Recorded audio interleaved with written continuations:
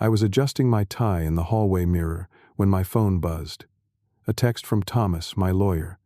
"Call me immediately." My stomach dropped as I dialed his number, wondering what could be so urgent. Thomas answered on the first ring. "Dan, I have troubling news. Your daughter Sarah has been systematically draining your retirement accounts and selling properties you own." His words hit like a physical blow. "We have evidence she's stolen nearly $450,000 over the past year." I gripped the doorframe to steady myself, my dinner plans at Sarah's house suddenly taking on a sinister new meaning. My only child had betrayed me in the worst possible way. The room seemed to tilt as Thomas continued explaining what they'd discovered. I sank into my armchair, the one Linda and I had picked out together before cancer took her 5 years ago. Since then, Sarah had been my rock, my connection to family, my reason for pushing forward. At 68, I'd built a comfortable retirement after 30 years of teaching high school history. Nothing extravagant, but enough to live comfortably and leave something for Sarah and my grandchildren. "When did this start?" I asked, my voice barely recognizable to my own ears. "From what we can tell, shortly after she became your power of attorney last year," Thomas replied. I remembered that day clearly. Sarah had suggested it over Sunday lunch. "Dad, it just makes sense. What if something happens and you can't handle your affairs? This way I can pay your bills, manage your investments, keep everything running smoothly." It had seemed so practical, so caring. I'd signed the papers right in her kitchen while her husband Jake made coffee. Thomas's voice pulled me back to the present. "The pattern is clear, Dan.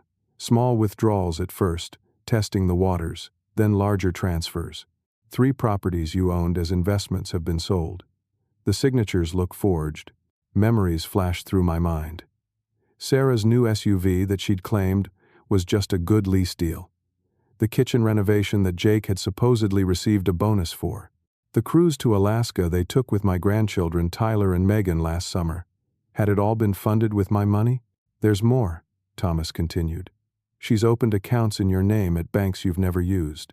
The money trail is complex, but our initial investigation suggests she's diverted nearly $450,000. I felt physically ill. There must be some mistake. Sarah wouldn't do this." "I wish I were wrong," Thomas said gently. "But I've sent you the documentation. Check your email." With shaking hands, I opened my laptop and found Thomas's message. Dozens of documents were attached. Bank statements, property transfer records, account applications with signatures that looked like mine but weren't. The evidence was overwhelming. I called Sarah immediately. "Hey, Dad, you on your way?" "Pot roast is almost ready," she answered cheerfully. "Sarah, I need to ask you something," I said, struggling to keep my voice steady. "Have you been taking money from my accounts?" A pause. "What? Dad, what are you talking about? My lawyer just called. He says you've been emptying my retirement funds and selling my properties." "That's ridiculous," she exclaimed, her voice rising. "Dad, are you feeling okay? Maybe you should lie down before coming over." "The evidence is right in front of me, Sarah. Hundreds of thousands of dollars. Dad, you're confused. Remember how forgetful you've been lately? We talked about this. You agreed to let me handle your finances because you were making mistakes." I had no memory of such a conversation. Jake came on the line. "Dan, Sarah's really upset. Look, we know you've been having some memory issues. Why don't you come over for dinner as planned, and we can talk calmly about all this?" They were making me sound crazy, gaslighting me. But some tiny part of me wondered if they could be right. Was I confused? Had I authorized these transactions and forgotten? "Fine," I said finally. "I'll be there in 30 minutes. I gathered copies of the most damning documents from Thomas's email and drove to Sarah's house in the suburbs, the same house I'd helped them buy with a generous down payment when Tyler was born 12 years ago. Dinner was unbearable. Sarah acted as if nothing was wrong, chatting about Tyler's baseball team and Megan's dance recital. I barely touched my food, watching my daughter for any sign of guilt. The documents felt heavy in my jacket pocket. After the kids went to play video games, I placed the papers on the dining table. "Explain these, Sarah." She glanced at them dismissively. Dad, these are all transactions you approved. We've talked about every single one. I never authorized selling the lake property or the rental house on Maple Street. I didn't even know they were sold until today. Sarah sighed dramatically. We discussed this months ago. You said the properties were too much work, and you wanted to simplify. As we argued, I noticed Jake looking increasingly uncomfortable, glancing between the documents and his wife with growing concern. I excused myself to use the bathroom, but took a detour through their bedroom. What I saw stopped me cold. A designer handbag collection worth thousands sitting on a new vanity. A watch box containing several luxury timepieces. Receipts for furniture I'd never seen. When I returned to the dining room, I confronted Sarah directly. Where did you get the money for all the new things in your bedroom? Sarah's face hardened. Are you snooping through our house now? Answer the question. Jake got a promotion last year. We've told you this repeatedly. Jake looked away, unable to meet my eyes. Then Sarah said something that chilled me to my core. You know what, Dad? Maybe I did move some money around, but it's going to be mine eventually anyway. Why should I wait until you're dead to enjoy my inheritance? I stared at my daughter, a stranger wearing a familiar face. That money was meant to support me through my retirement, then help your children through college, not fund your shopping addiction. Oh, please, Sarah rolled her eyes. You have way more than you need. You live like you're still on a teacher's salary, even though you have all these assets. Someone should actually enjoy this money. I stood up, suddenly seeing the situation with perfect clarity. I'm going home now, and tomorrow I'm going to my bank to report fraud. Dad, don't be dramatic, Sarah said, but I could see fear flickering in her eyes. You'll just embarrass yourself when they see you've authorized everything. We'll see about that. As I left, the look of cold calculation on my daughter's face told me everything I needed to know. This wasn't a misunderstanding. This was theft, plain and simple. And it had been going on right under my nose. Sleep eluded me that night. I spread Thomas's documents across my dining room table, creating a timeline of theft. The pattern was even clearer now. Small withdrawals began shortly after I'd signed the power of attorney, gradually increasing in size and frequency. Bank statements showed transfers to accounts I'd never heard of. Property deeds had been transferred and sold within days of each other. One name kept appearing on the bank transactions. Amanda Wilson, assistant manager. The name was familiar. Then it hit me. Amanda was Sarah's friend from college. They still had lunch together monthly. I'd met her several times at Sarah's parties. Now she was helping process transactions at my bank? This couldn't be coincidence. At 9 o'clock sharp, I walked into First National Bank and asked to speak with the manager.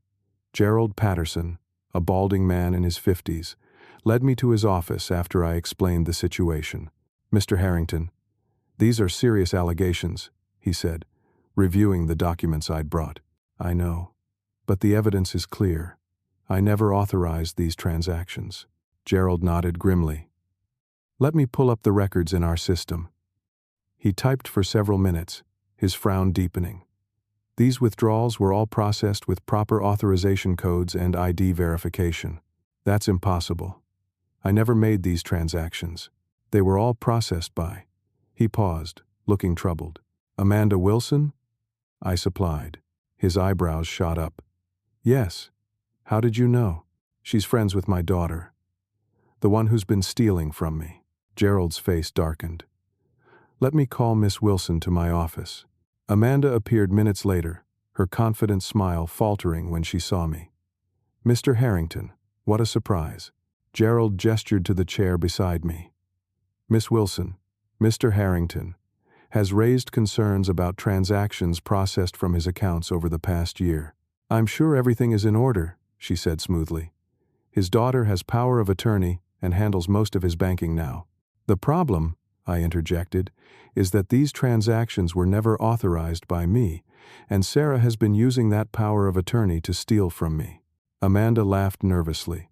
That's absurd. Sarah would never do such a thing. Mr. Patterson, I said, turning to the manager, Does your bank have security cameras? Gerald nodded. Of course. Then I'd like to see footage of when these specific transactions were processed. I pointed to 3 large withdrawals from the previous month. Amanda's face went pale. Gerald made a call to security, and 20 minutes later we were watching footage in a small conference room. The video clearly showed Amanda at her terminal, after regular banking hours, processing transactions on my accounts with no one else present.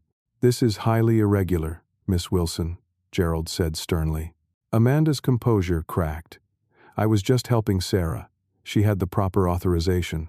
After hours? With no one else present? Gerald pressed.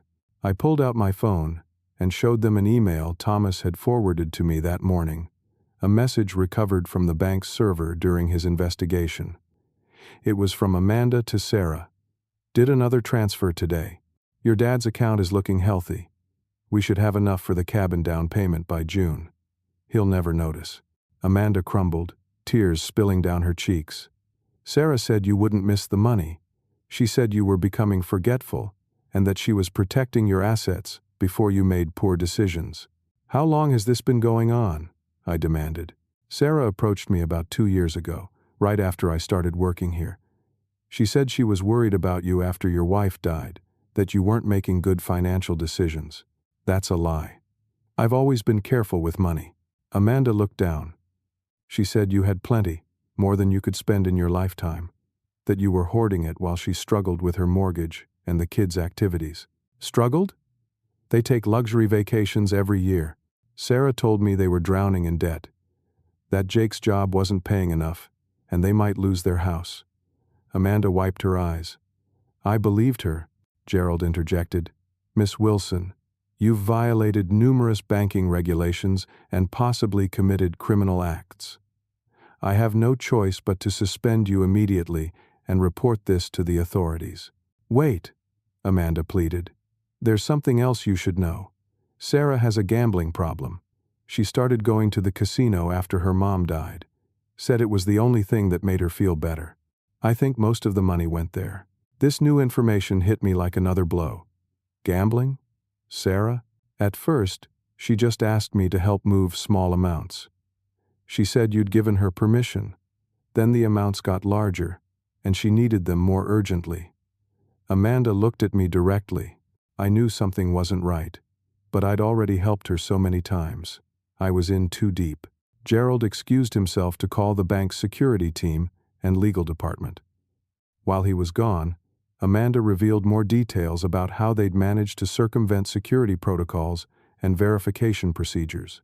She also confirmed that Jake, my son-in-law, had been kept in the dark about the source of their sudden financial ease. Sarah told Jake her grandmother had left her an inheritance that was finally released from probate, Amanda explained. He believed her completely. When Gerald returned, he informed us that the bank would conduct a full audit of my accounts and cooperate fully with any law enforcement investigation. As for Amanda, she was being escorted from the building immediately, her employment terminated. Before security arrived, Amanda turned to me one last time. Mr. Harrington, I'm truly sorry. Sarah can be very persuasive. She told me you were rich and wouldn't even notice. I shook my head sadly. I worked 30 years as a public school teacher, Amanda.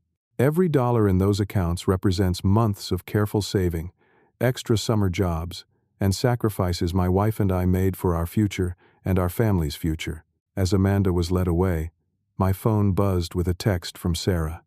Just heard from Amanda. Drop this witch hunt now, or you'll regret it. I know things about you nobody else knows. The threat chilled me, but also strengthened my resolve. This had gone far beyond a family dispute. My daughter was threatening me after stealing nearly everything I'd worked for. It was time to fight back. That afternoon, I received a call from Jake asking to meet privately. We arranged to meet at a coffee shop halfway between our homes, away from Sarah's watchful eyes. Jake looked haggard when he arrived, deep circles under his eyes. Dan, I don't know what to say. I had no idea about any of this. You never questioned where all the money was coming from? The vacations? The renovations? Sarah's shopping sprees? He ran a hand through his thinning hair. She told me her grandmother's estate had finally cleared probate and released funds. I never had reason to doubt her. Linda's mother left Sarah $20,000. That was distributed 10 years ago, right after she passed. Jake's face fell. Then there was no inheritance. None. Everything came from my accounts. He put his head in his hands. Our marriage has been struggling for years. Sarah's been distant, secretive about finances. Now I understand why. I studied my son-in-law carefully. Jake had always seemed like a decent man, hard-working, devoted to his children. Could he really have been oblivious to Sarah's scheme? Jake, I need the truth. All of it. What's really been going on with Sarah? He looked around nervously before lowering his voice. After Linda died, Sarah changed. She started going out more, coming home late. Said she was with friends, but was vague about details. About a year ago, I found casino receipts in her car. Amanda mentioned gambling. Is it serious? Jake nodded miserably. I confronted her. She promised it was just occasional fun with friends. But then I started noticing large cash withdrawals from our joint account. When I asked about them, she'd get defensive, accuse me of not trusting her. Why didn't you ever say anything to me? I was embarrassed. And Sarah insisted it was under control. He paused, looking even more uncomfortable. There's something else you should know. Last month, I found a letter from our mortgage company. We're 3 months behind on payments, despite the fact that Sarah told me everything was paid. The situation was worse than I'd imagined. Does Sarah know you're meeting me? No. She thinks I'm at a work meeting. Jake hesitated, then pulled out his phone. Dan, there's something else you need to see. He showed me a series of emails between Sarah and someone named Patricia Davis at Valley Elder Law Services. The exchanges discussed options for establishing guardianship over an elderly parent showing signs of cognitive decline. She's been planning to have me declared incompetent, I said, the realization dawning with horrible clarity. Jake nodded grimly. There's an appointment scheduled for next week. She told me it was to discuss estate planning for your benefit. Has she been telling people I'm becoming senile? Jake couldn't meet my eyes. She's mentioned to friends and family that you've been getting confused, forgetting conversations, making poor decisions. I thought she was just concerned. My mind raced to recent interactions. Friends who seemed to speak to me with exaggerated patience. Neighbors offering to help with simple tasks I'd never needed assistance with before. My brother Frank had called twice last month, asking pointed questions about my daily routine and whether I was managing all right. She's been laying groundwork, I realized aloud. Creating a narrative of my decline so no one would question her taking control. Jake pulled out his tablet and played a recording. It was my voice, but the sentences were fragmented, making me sound confused and disoriented. She edited recordings of our conversations, Jake explained. She has dozens of these. I felt a surge of panic. How many people believed I was losing my faculties? How far would Sarah go to maintain her control over my assets? Dan, there's more, Jake said, his voice dropping further. Last week I overheard Sarah on the phone with a realtor. They were discussing listing your house. My house? Without my knowledge? The realtor asked if you'd be present for the listing appointment. Sarah said she'd bring you, but that you were easily confused and she'd handle all the details. I sat back, stunned by the scope of Sarah's betrayal. She wasn't just stealing my money. She was systematically dismantling my independence, my relationships, and my reputation. Jake, why are you telling me all this now? He looked ashamed. I've suspected something was wrong for months but couldn't bring myself to believe Sarah would do something like this. When you confronted us last night, I saw something in her I've never seen before, something cold and calculating. It scared me. He reached across the table and grasped my arm. The kids adore you, Dan. You're the only grandfather they've ever known. I can't let Sarah destroy that relationship along with everything else. What about your marriage? I asked gently. Jake's eyes welled with tears. I don't know if there's anything left to save, but I do know right from wrong. And what Sarah's doing is wrong. We spent the next hour developing a plan. Jake would gather additional evidence from their home while continuing to pretend he believed Sarah's version of events. I would work with Thomas to document everything and secure what assets remained. As we were leaving, my phone rang. It was Frank, my brother. "Dan, I've been worried sick about you." Sarah called saying you're having some kind of breakdown, accusing her of stealing from you. "Frank, I need you to listen carefully," I began, and proceeded to explain the real situation. There was a long silence. Then Frank said, "I'm coming to town tomorrow. We'll figure this out together." For the first time since Thomas's call, I felt a small measure of hope. My daughter might have betrayed me in the worst possible way, but I wasn't alone in this fight. Thomas arranged for me to meet with Marcy Winters, a forensic financial investigator, the following morning. Her office was filled with neat stacks of papers and multiple computer screens displaying complex spreadsheets. "Mr. Harrington, I've been reviewing the information your attorney provided," she began, her sharp eyes studying me over reading glasses. "The pattern is sophisticated but clear. Your daughter has systematically diverted funds from multiple accounts over an 18-month period." Frank sat beside me, taking notes as Marcy walked us through her preliminary findings. The total amount stolen was now estimated at $480,000. "How did she access accounts that weren't covered by the power of attorney?" Frank asked. Marcy pulled up several documents on her computer. Identity theft, essentially. "She opened new accounts using your brother's personal information, forged signatures, and had statements sent electronically to email addresses she controlled. She showed us applications for credit cards, loans, and investment accounts, all bearing signatures that resembled mine but weren't quite right. The most concerning activity began 3 months ago," Marcy continued, pulling up property records. "Your daughter began transferring real estate holdings into a limited liability company called Harrington Family Investments, LLC. "I've never heard of that company," I said. "That's because you're not listed as a member. The LLC is controlled entirely by Sarah, though the assets transferred into it were all originally yours." The scope of Sarah's deception was staggering, but the most shocking revelation came when Marcy pulled up a real estate listing that had been created but not yet published.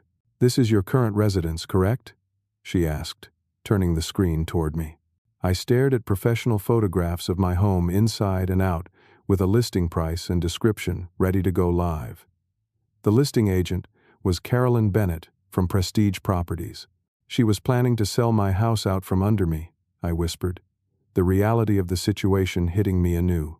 According to Miss Bennett, whom I spoke with this morning, Sarah scheduled a listing appointment for next Tuesday.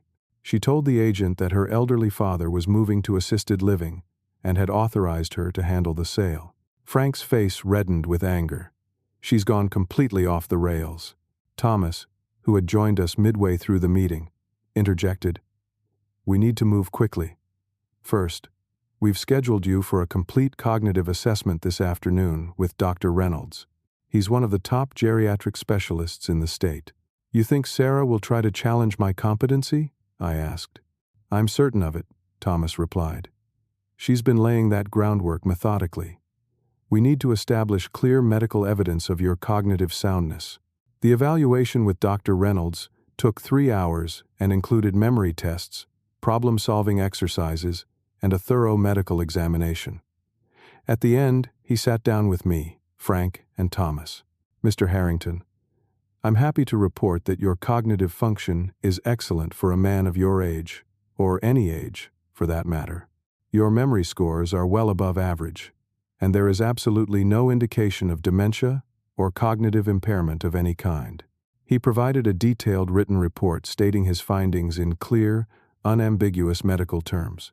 One small victory at least. The next morning, Jake called with news. "Dan, I found something you need to see right away. Can you meet me at the park near our house in an hour?"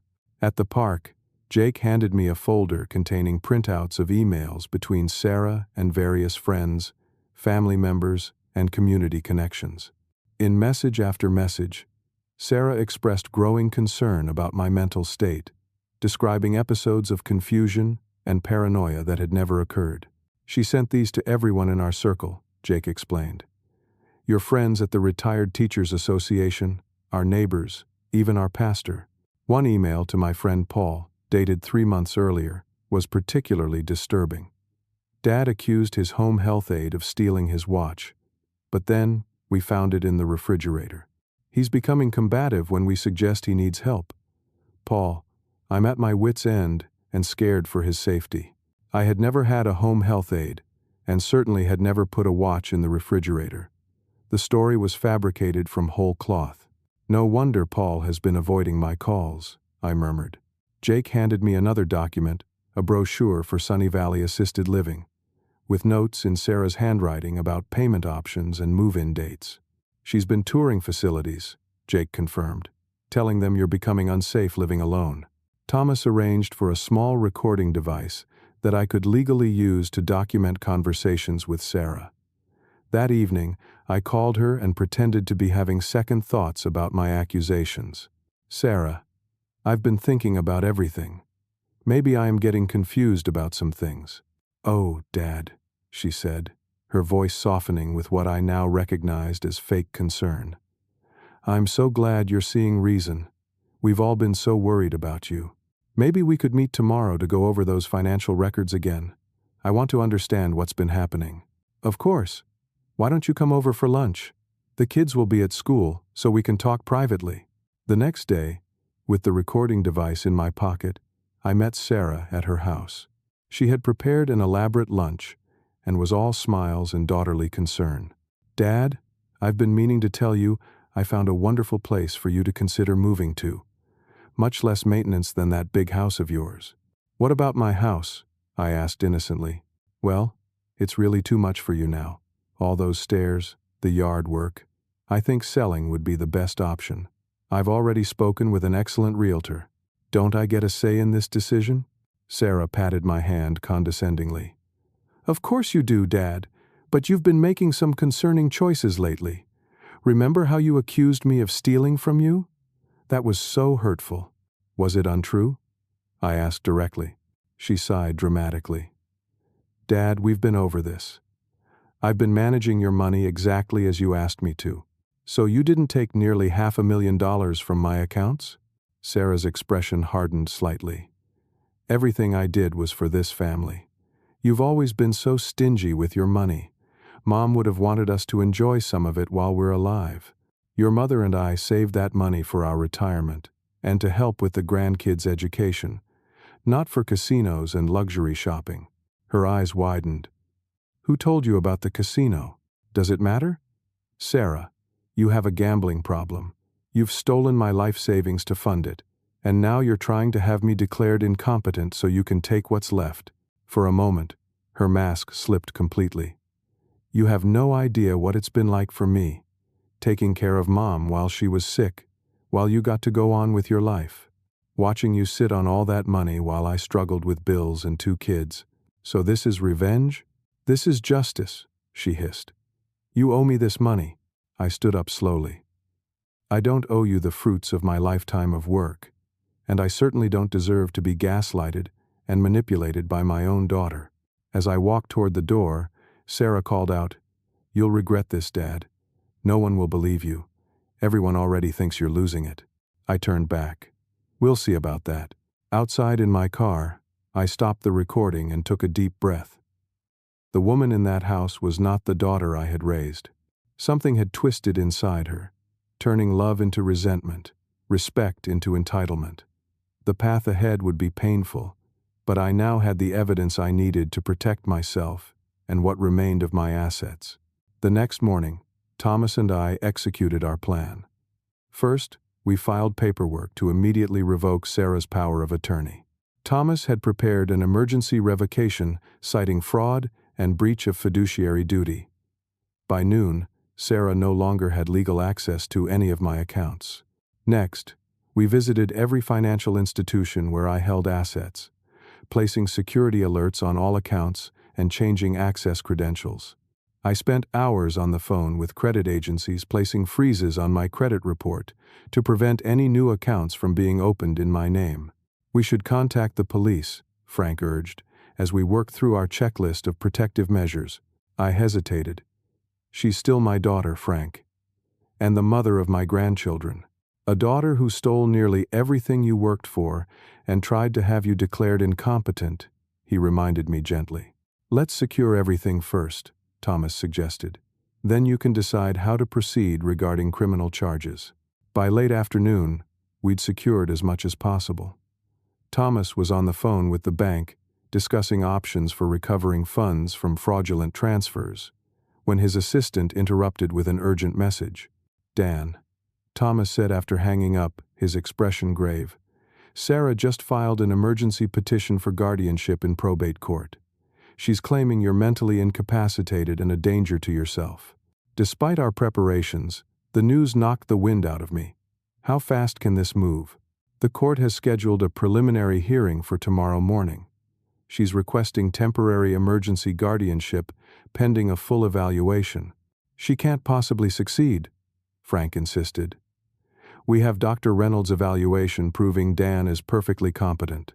In emergency petitions, courts sometimes err on the side of caution, granting temporary guardianship until a full hearing can be held, Thomas explained. If that happens, Sarah could regain control of Dan's finances and medical decisions for at least 30 days.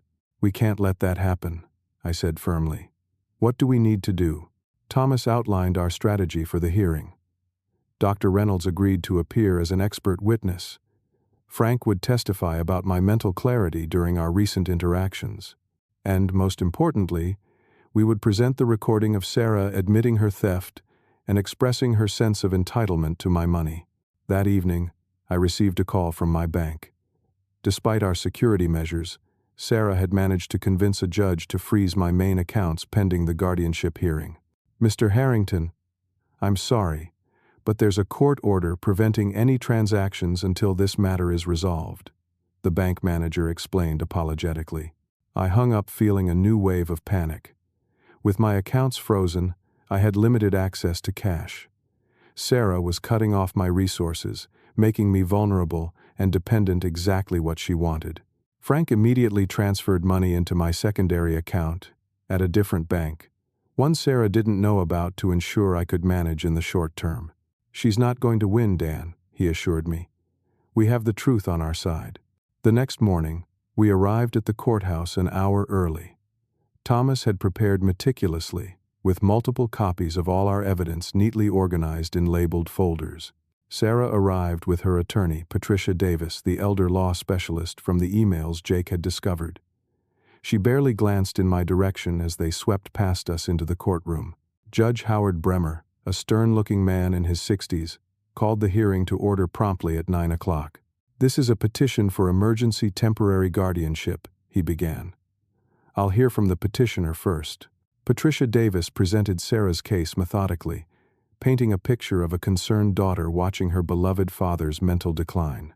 She submitted the edited recordings of my conversations, statements from friends who had been misled about my condition, and Sarah's own detailed account of supposedly troubling behaviors I had exhibited. Your Honor, Mr. Harrington recently accused his daughter of stealing from him, despite having authorized her to manage his finances through a legally executed power of attorney, Davis argued. He's become paranoid, combative, and is making financial decisions that put his security at risk. Sarah took the stand next, tears streaming down her face as she described her heartbreaking concern for my well-being. He's not the same man anymore, Your Honor. He forgets conversations we've had, puts things in strange places, and now he's making these horrible accusations against me.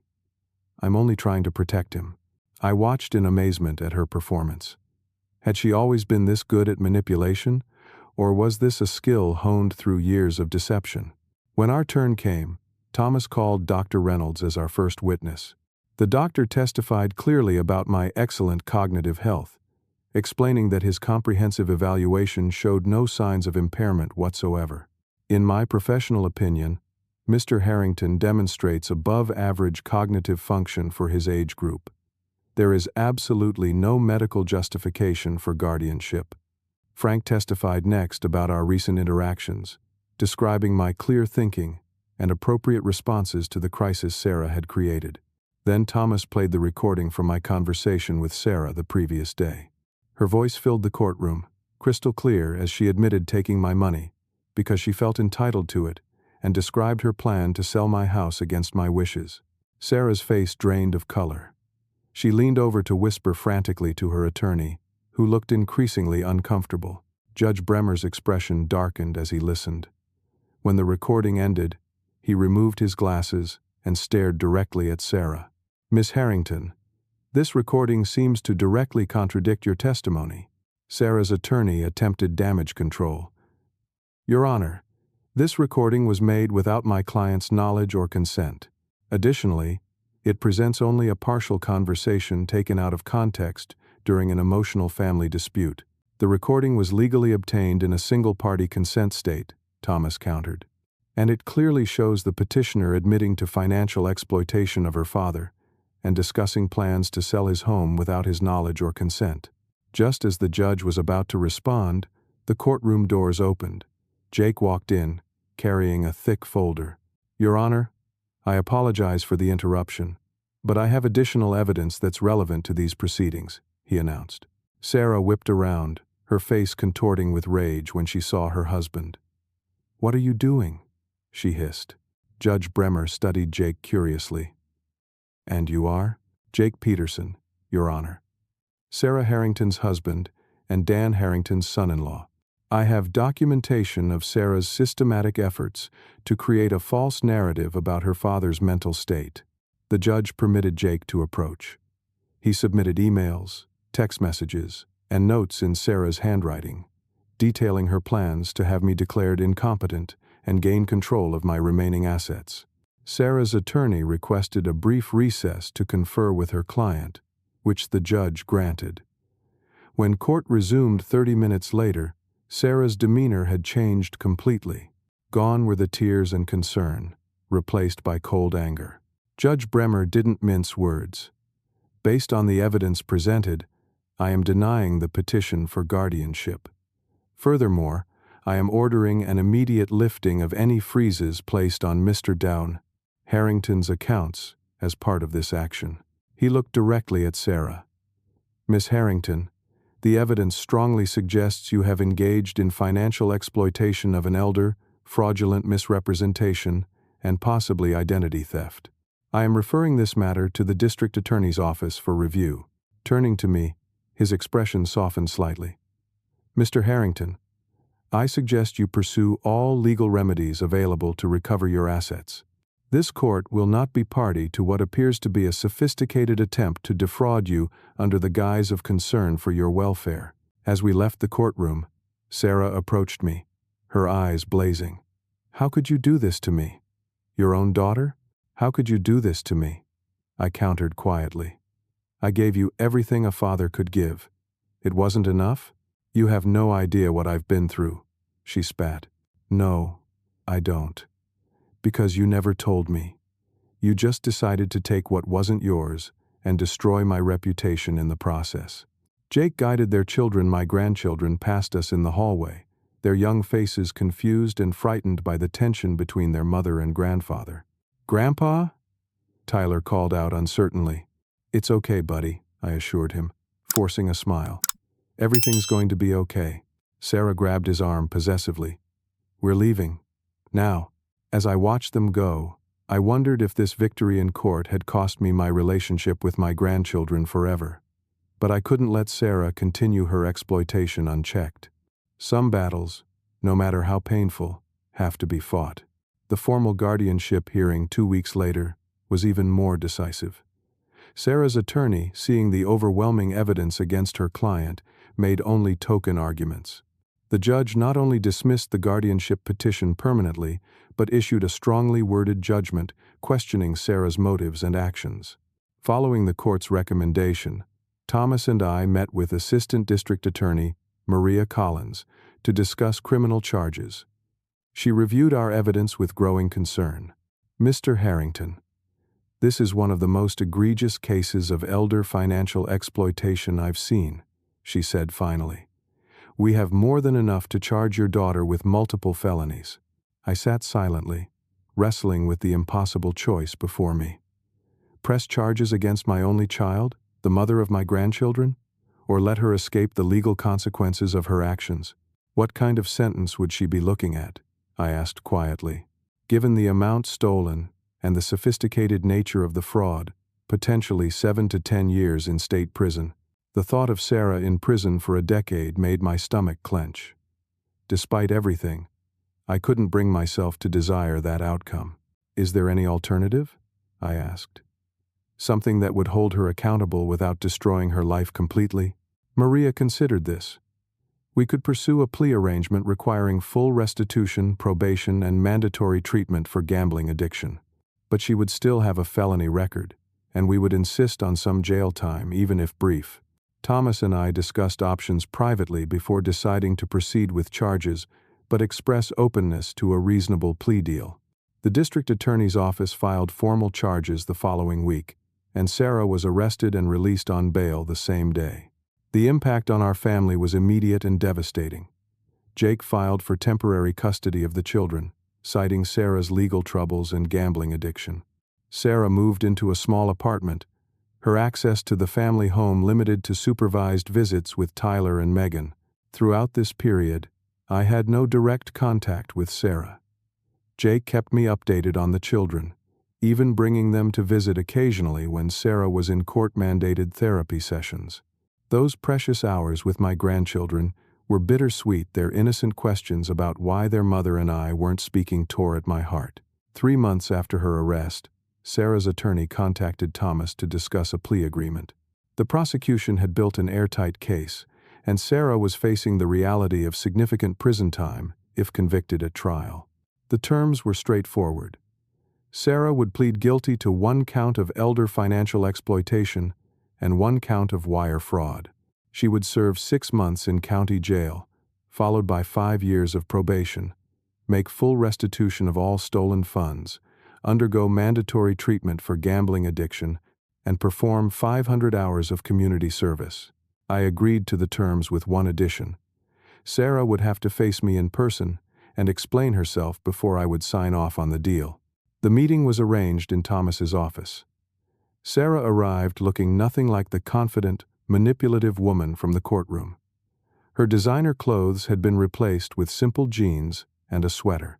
The makeup that usually perfected her appearance was absent, revealing dark circles under her eyes and lines of stress around her mouth. Thomas and Sarah's attorney remained present, but gave us space to talk privately. "Thank you for agreeing to this meeting," Sarah began stiffly.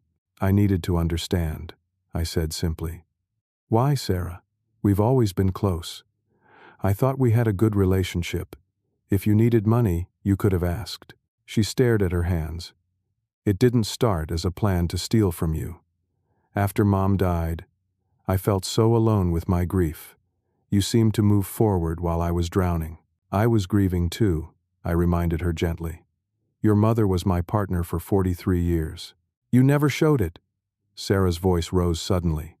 "You were stoic, practical, handling the funeral arrangements and paperwork while I could barely function.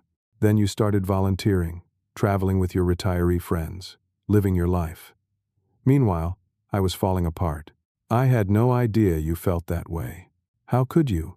We never really talked about it. Mom was always the emotional bridge between us," she continued, explaining how she'd discovered gambling shortly after Linda's death.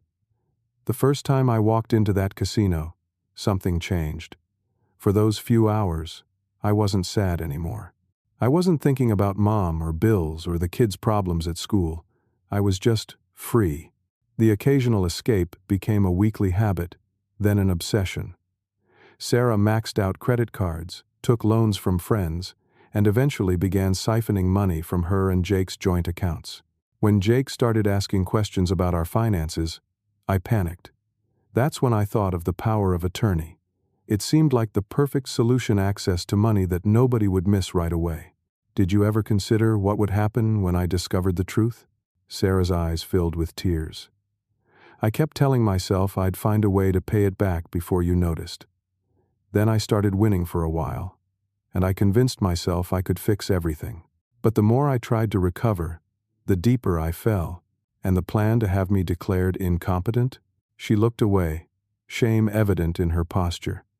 That was after I realized how much I'd taken. I knew you'd eventually figure it out. I thought, if I controlled your affairs legally, I could hide the theft indefinitely. It was desperate and horrible. I see that now. Do you understand what you nearly did to me? You almost destroyed everything I spent my life building. You tried to rob me of my dignity along with my money. I do understand. Now. Sarah wiped tears from her face. The therapist says, I used my resentment about Mom's death to justify actions I knew were wrong.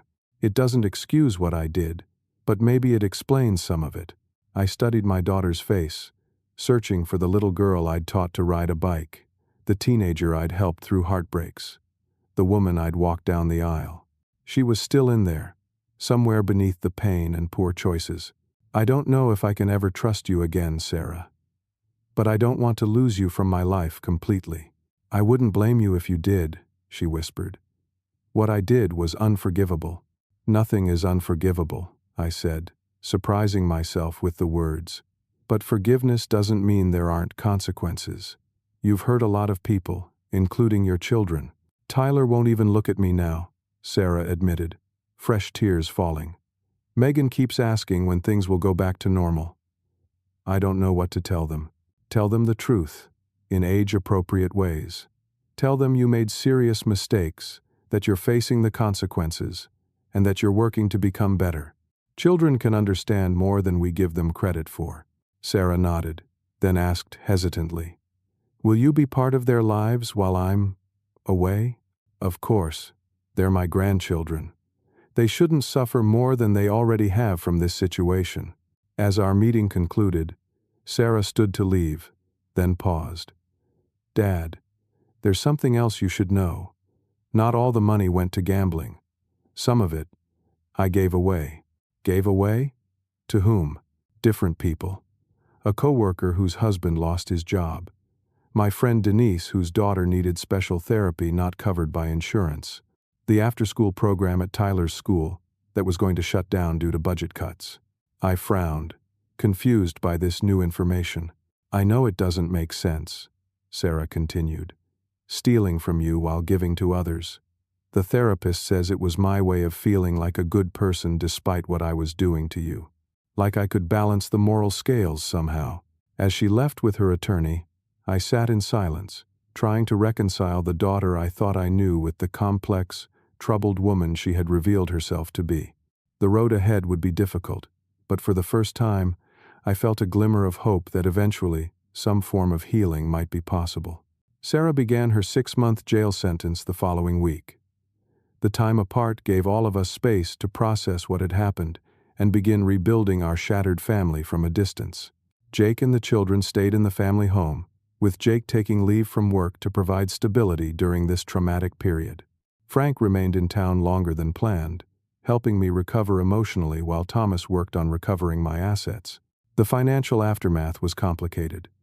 Some funds were relatively easy to reclaim, particularly those still sitting in accounts Sarah had opened. Other money had been lost to gambling or spent on purchases that had since depreciated in value. In total, we recovered about 60% of what had been taken. I made a difficult decision to sell one of my remaining investment properties to stabilize my financial situation. It was a significant loss but gave me the security I needed while the legal process of restitution played out. Throughout Sarah's incarceration, I maintained regular contact with Tyler and Megan. Jake brought them for Sunday dinners, and I attended their school events, trying to provide continuity in their disrupted lives. At first, they were confused and angry, asking difficult questions about their mother that I answered as honestly as age allowed. Is Mom a bad person? 12-year-old Tyler asked me one evening as we worked on his science project. No, buddy. Your mom made bad choices, but that doesn't make her a bad person. People are complicated. Sometimes good people do wrong things when they're hurting or scared. Are you still mad at her? I considered this carefully. I was very angry at first.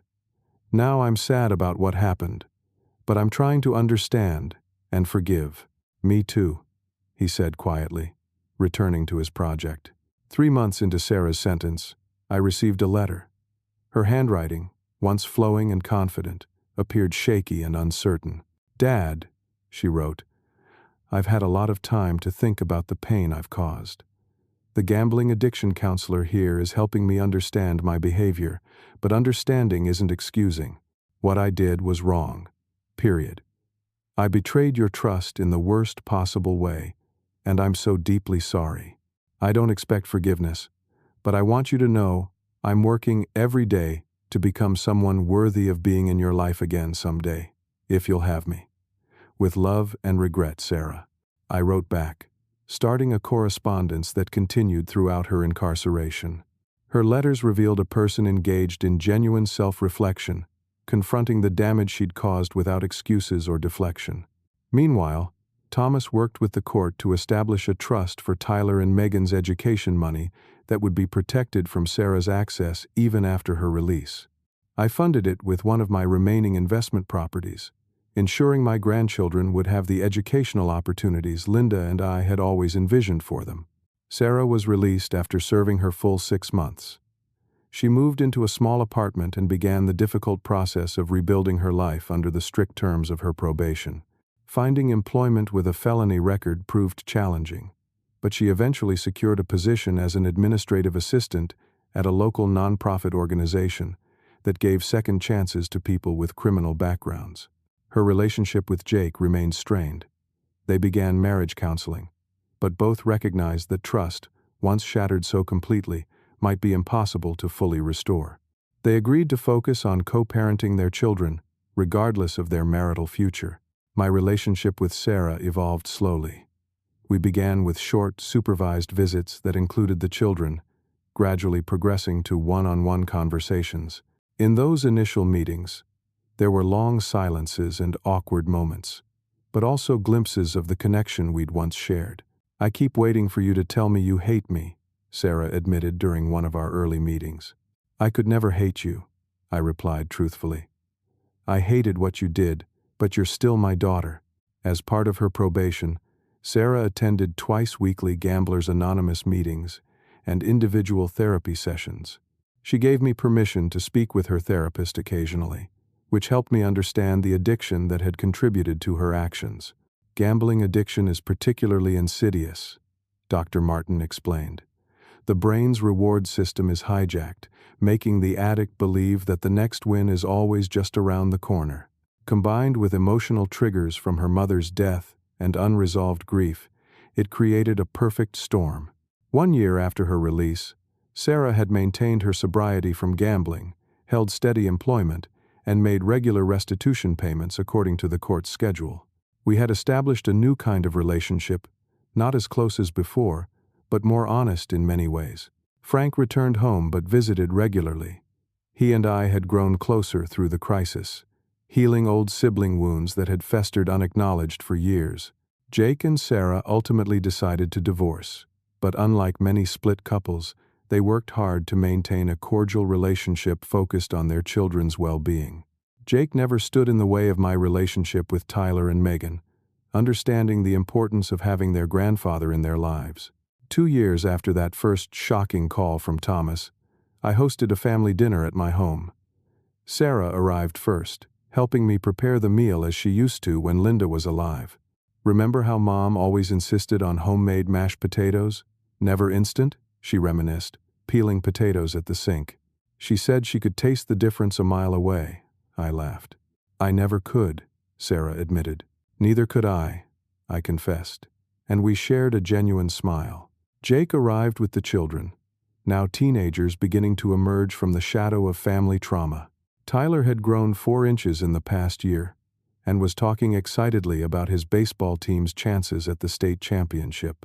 Megan, 14 and increasingly confident, had discovered a passion for debate club and environmental causes. Frank and his wife Helen joined us, bringing their famous apple pie for dessert. As we gathered around the table, this imperfect, wounded, healing family, I felt a profound sense of gratitude. We had weathered a storm that should have destroyed us. There were still rough seas ahead, I knew. Trust rebuilds slowly, like a delicate coral reef after a hurricane, but the foundation was there. After dinner, While the others cleared the table, I took Tyler and Megan into the living room for a private conversation. "I want to tell you both something important," I began. "What happened in our family was very difficult. Your mother made serious mistakes, but she's working hard to make amends." They nodded solemnly. "The most important lesson in all of this is that honesty and integrity matter more than money or possessions. When you make mistakes, and everyone does own them honestly, and work to make things right, that's what truly defines a person's character." "Is that why you forgave Mom?" Megan asked perceptively. "Partly. I forgave her because she's taking responsibility and trying to change. But also because forgiveness freed me as much as it freed her. Holding on to anger only hurts yourself in the end." Later that evening, as everyone was preparing to leave, Sarah hung back. "Dad, I don't think I've ever properly thanked you," she said quietly. "For what?" "For fighting back. For not letting me continue down that path. For believing I could be better, even when I was at my worst." She wiped away a tear. "If you'd just given in, tried to protect me from consequences, I would never have confronted my addiction or my grief. I needed to hit bottom to start climbing back up." I embraced my daughter, feeling the weight of our shared journey. We all need someone who loves us enough to tell us the hard truth sometimes. As I watched Sarah join her children in the driveway, I reflected on how differently things might have turned out. I could have lost everything: my savings, my home, my dignity, my family.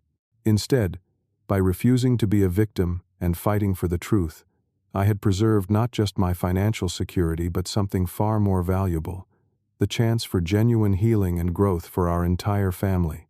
Life rarely gives us neat, perfect endings.